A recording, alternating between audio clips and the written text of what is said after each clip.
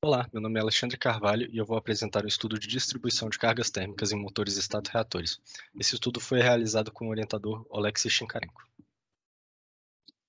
Bom, de modo geral, vamos tratar aqui do motor ramjet, da metodologia, das condições de contorno e dos resultados.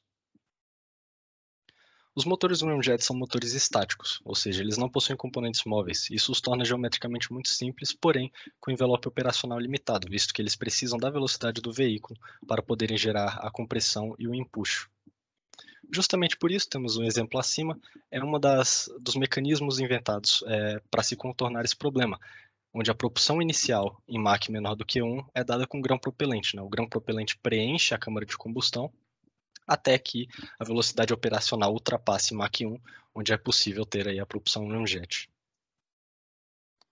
Bom, a metodologia inicia-se na definição da geometria. Essa geometria é de um motor real que fica no laboratório de propulsão química, e o objetivo desse estudo é justamente entender o que vai acontecer na operação de um teste daquele motor.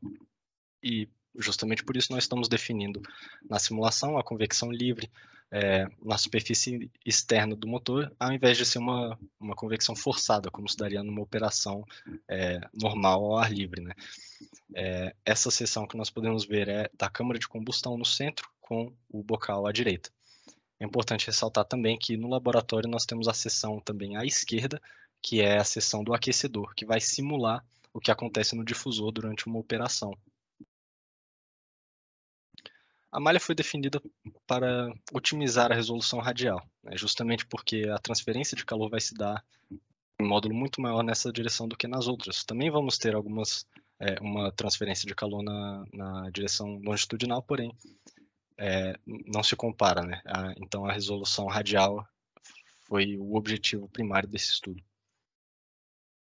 Bom, para as condições de contorno, temos a temperatura inicial ambiente, em graus Kelvin, o coeficiente de convecção livre na superfície externa, que para o oxigênio vai gerar em torno de 15 watts por metro quadrado Kelvin, o coeficiente de convecção forçado na superfície interna, que foi calculado analiticamente em alguns pontos discretos distribuídos ao longo da câmara de combustão e do bocal, e ele vai alternar de 400 até 1.200 watts por metro quadrado Kelvin, e a temperatura interna, que foi obtida numericamente a partir da simulação no Fluent.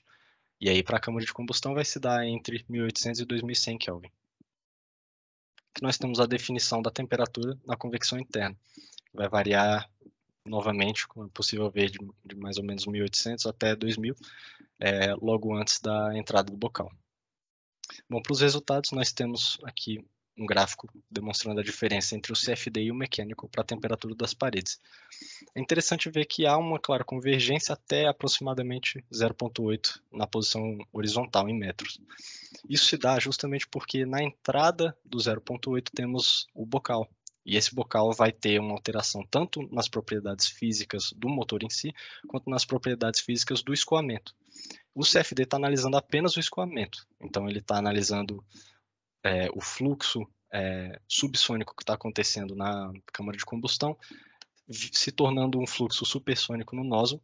Enquanto isso, o mecânico está analisando a diferença de material, por exemplo, da câmara de combustão, que é o aço, para o material do bocal, que é grafite. E elas não estão conversando entre si, porque a simulação não é acoplada. E justamente por isso se dá essa diferença. Nós temos aqui uma representação geométrica do gráfico anterior para toda a seção interna da estrutura. E aqui é possível ver novamente uma queda na temperatura logo antes da entrada do bocal. Outra representação, né, da margem de diferença não é uma margem de erro, visto que não existe um resultado real, não existe um resultado de laboratório, são apenas duas simulações. Então, podemos ver novamente uma diferença significativa no bocal, dadas as características do escoamento lá presentes.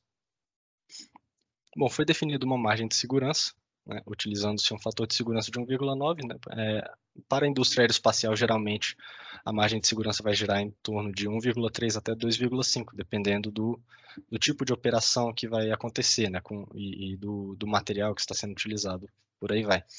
Para esse caso, né, adotando a temperatura de recristalização do aço, adotando a temperatura, que é a temperatura de falha, a temperatura de operação, e a divergência no bocal, nós chegamos no fator de segurança de 1,9 e, portanto, num tempo de operação ideal no motor de até 30 segundos aproximadamente. Bom, muito obrigado pela atenção.